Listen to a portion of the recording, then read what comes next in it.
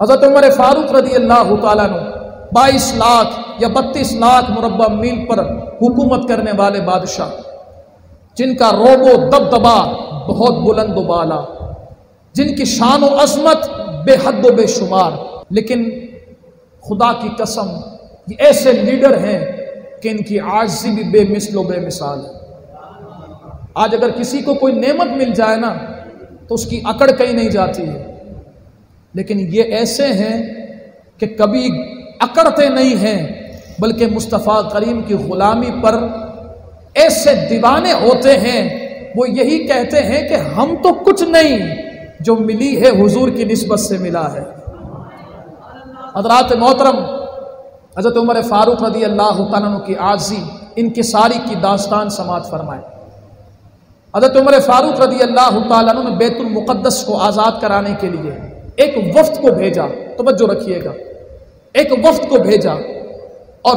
وفد میں جانے والے بھی کون؟ صحابہ کرام۔ وہ گئے اور جا کر کہتے ہیں پادریوں بیت المقدس کو آزاد کرو، اگر آزاد کرتے ہو تو صحیح ہے، ورنہ پھر جنگ کے لیے تیار ہو جاؤ۔ اب پادریوں نے کہا کہ سنو، ہم نہیں چاہتے کہ تم سے جنگ ہو، لیکن ہم یہ چاہتے ہیں کہ جو تمہارا بادشاہ ہے نا، ہم اس کی زیارت کرنا چاہتے ہیں، جو تمہارا اس وقت حاکم ہے ہم اسے دیکھنا چاہتے ہیں، کیونکہ ہم نے جو بیت المقدس فتح کرے گا اس کی نشانیاں پہلے کی کتابوں میں پڑھی ہیں، ہم دیکھنا چاہتے ہیں کہ یہ جو تمہارا حاکم ہے اسی نشانیوں والا ہے یا نہیں ہے۔ اب وہاں سے جو وفد تھا اس میں سے چند افراد حضرت عمر فاروق رضی اللہ تعالیٰ کی بارگاہ میں آئے اور آ کر کہتے ہیں اے امیر المؤمنین، اے فاروق اعظم رضی اللہ تعالیٰ عنہ، اب دیکھیں ہم وہاں پر گئے ہیں، وہ نہیں چاہتے کہ جنگ ہو، لیکن وہ چاہتے ہیں آپ کی زیارت کرنا، آپ چلیں نا ہمارے ساتھ۔ اب سنیں عاجزی اور انکساری، یہ بات میری اور آپ کی نہیں چل رہی ہے، یہ بات کسی ملک کے حاکم کی نہیں چل رہی ہے، یہ وہ شخصیت ہے کہ حضور منبر پر جن کی شان کو بیان فرماتے تھے، یہ وہ شخصیت ہے کہ جو مولا علی کے داماد ہیں، یہ وہ شخصیت ہے جو مصطفیٰ کریم کے سسر ہیں، یہ وہ شخصیت ہے جو ابو بکر صدیق رضی اللہ تعالیٰ عنہ کے بعد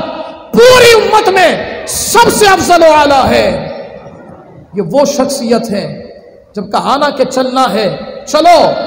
اب سواری کو تیار کیا گیا، عمر فاروق نے اپنا جبہ نکالا، اس جبے کو زیب تن کیا، توجہ ہے، ہم پہنتے ہیں نا پہلے کاٹن والا لیتے ہیں، جب کہیں جانا ہو تو چمکدار ہو، خوبصورت ہو، تاکہ جائیں تو پتا چلے کہ تو بڑا ہے تو ہم بھی چھوٹے نہیں ہیں۔ ایسا ہی ہے نا، جب ہم جاتے ہیں تو کچھ پہن کر جاتے ہیں۔ اللہ اکبر، قربان جائے عمر فاروق رضی اللہ تعالیٰ عنہ کی شان و عظمت پر، کیسی عاجزی انکساری، اللہ اکبر۔ حضرات محترم، جو جبہ زیب تن کیا، اس جبے میں 1 2 3 پیبند نہیں بلکہ 70 پیبند لگے ہوئے تھے۔ پیبند سمجھتے ہیں کسے کہتے ہیں؟ اگر کپڑا پھٹ جائے تو اس کپڑے پر دوسرا کپڑا لگا کر جو سلا جاتا ہے، وہ 70 پیبند لگے ہوئے تھے۔ اب صحابہ کرام نے عرض کی حضور امیر المؤمنین ہیں، آپ مسلمانوں کے اس وقت سب سے بڑے حاکم ہیں، حضور کرم فرمائے نا، ہمارے بیت المال میں کون سی کمی ہے؟ حضور کپڑے اچھے پہن لیں، نیا لباس پہن لیں، تاکہ آپ جائیں تو پتا چلے کہ مسلمانوں کا حاکم آ رہا ہے۔ اب سنیے گا عمر فاروق رضی اللہ تعالیٰ عنہ کا جواب، فرماتے ہیں کہ اے میرے یارو، تم کیا سمجھتے ہو عمر کو عزت حکومت کی وجہ سے ملی ہے؟ تم کیا سمجھتے ہو عمر کو عزت کپڑوں کی وجہ سے ملی ہے؟ فرمایا خدا کی قسم، آج اگر عمر کی عزت ہے تو اس کے اپنے وجہ سے نہیں بلکہ مصطفیٰ کریم کی غلامی کی وجہ سے ہے۔ یہ ہیں عمر فاروق رضی اللہ تعالیٰ۔